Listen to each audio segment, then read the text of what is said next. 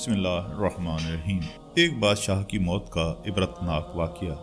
ایک دفعہ کا ذکر ہے کہ ایک بہت زیادہ مالدار بادشاہ تھا جس نے بہت سا مال و دولت جمع کر رکھا تھا اور دنیا میں موجود اللہ تعالیٰ کی ہر نعمت اسے میسر تھی تاکہ وہ اپنے نفس کو خوش کرے اور اپنی جمع شدہ چیزوں کو استعمال کر کے خوش ہو۔ اس سلسلہ میں اس نے بہت سی خوشحالیوں کو سمیٹا اور ایک ایسا عظیم الشان، خوبصورت اور بلند و بالا محل تعمیر کروایا جو بادشاہوں، عمراء اور اعلیٰ لوگوں کے شایان شان تھا۔ اس میں 2 مضبوط دروازے لگوائے اور اس پر اپنی مرضی کے غلام، جلاد، پہرے دار، سپاہی اور دربان کھڑے کر دیے اور بعض نوکروں کو حکم دیا کہ وہ بہترین کھانا تیار کریں۔ پھر اس نے اپنے اہل و عیال، دوستوں اور خادموں کو جمع کیا تاکہ وہ اس کے ہاں کھانا کھائیں اور اس کی نعمت کو حاصل کریں، اور خود تخت سلطنت پر جلفہ افروز ہوا اور تکیہ سے سہارا لگا لیا اور کہا، اے نفس، میں نے دنیا کی تمام نعمتیں جمع کر دی ہیں، بس تو ان کے لیے فارغ ہو جا اور ان نعمتوں کو کھا، مزے کے ساتھ ساری عمر اور بڑی مقدار کے ساتھ۔ وہ خود گوئی سے فارغ نہ ہوا تھا کہ ایک آدمی محل کے باہر نمودار ہوا جس نے بوسیدہ کپڑے پہنے ہوئے تھے۔ وہ کھانا مانگ رہا تھا۔ وہ آیا اور دروازہ پر اتنی زور سے دستک دی کہ محل میں زلزلہ پیدا ہو گیا اور تخت بھی ہل کر رہ گیا۔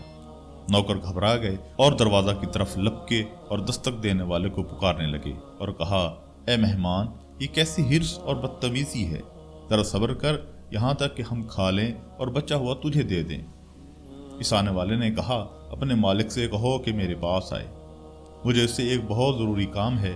نوکروں نے کہا، اے مہمان، تو بتا تو صحیح تو کون ہے تاکہ ہم اپنے مالک کو تجھ سے ملاقات کر لیں۔ تو اس نے کہا، تم اتنا تعارف کروا دو جتنا میں نے تم سے ذکر کیا ہے۔ جب نوکروں نے بادشاہ کو اس کا تعارف کروایا تو بادشاہ نے کہا، تم نے اس کو بھگا کیوں نہیں دیا اور اس کو سزا کیوں نہیں دی اور اس کو ڈانٹا کیوں نہیں؟ پھر آنے والے نے پہلے سے زیادہ شدت کے ساتھ دروازہ پر دستک دی۔ وہ سب لاٹھیاں اور ہتھیار لے کر اس کی طرف لپکے تاکہ اس سے لڑائی کریں، تو وہ زوردار آواز میں گرجا، اپنی اپنی جگہ ٹھہرے رہو، میں ملک الموت ہوں۔ یہ سن کر ان کے دل مروب ہو گئے، ان کی عقلیں دہشت زدہ ہو گئیں، ان کے اعضاء کانپنے لگے اور ان کے اجسام بے حس و حرکت ہو گئے۔ بادشاہ نے کہا، اسے کہو میرے عوض کوئی چیز لے لو۔ فرشتہ نے کہا، میں صرف تیری روح ہی لے جاؤں گا، میں تیری وجہ سے ہی آیا ہوں تاکہ ان نعمتوں اور مالوں کو تجھ سے الگ کر دوں جنہیں تو نے جمع کیا اور سمیٹا ہے۔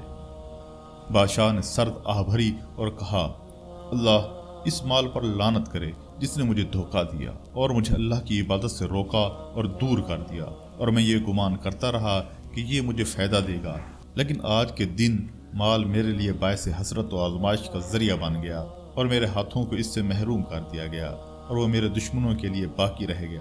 اللہ تعالیٰ نے مال کو قوت گویائی بخشی تو وہ کہنے لگا، تو مجھے کیوں ملامت کرتا ہے؟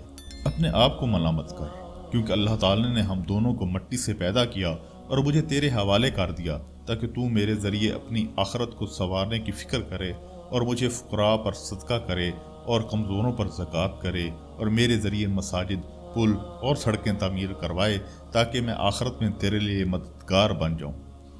لیکن تو نے مجھے سمیٹا اور جمع کیا اور اپنی خواہش کے مطابق خرچ کیا اور میرے حق کا شکر ادا نہ کیا بلکہ ناشکری کی، اور اب تو نے مجھے اپنے دشمنوں کے لیے چھوڑ دیا، اور اب تو اپنی حسرت اور آزمائش میں گھرا ہوا ہے کہ تو مجھے کس جرم میں لعن و طعن کرتا ہے۔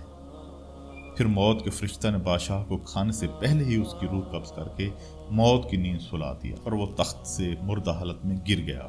تو دوستو، دعا ہے کہ اللہ رب العزت قبر کی طویل قید سے پہلے آپ کو اور مجھے ہدایت دے اور اپنے نیک بندوں میں شامل کرے۔ آمین ثم آمین۔ اگر آپ کو یہ واقعہ پسند آیا ہے تو ہمارے چینل کو سبسکرائب، لائک اور شیئر کرنا مت بھولیں۔ بہت شکریہ۔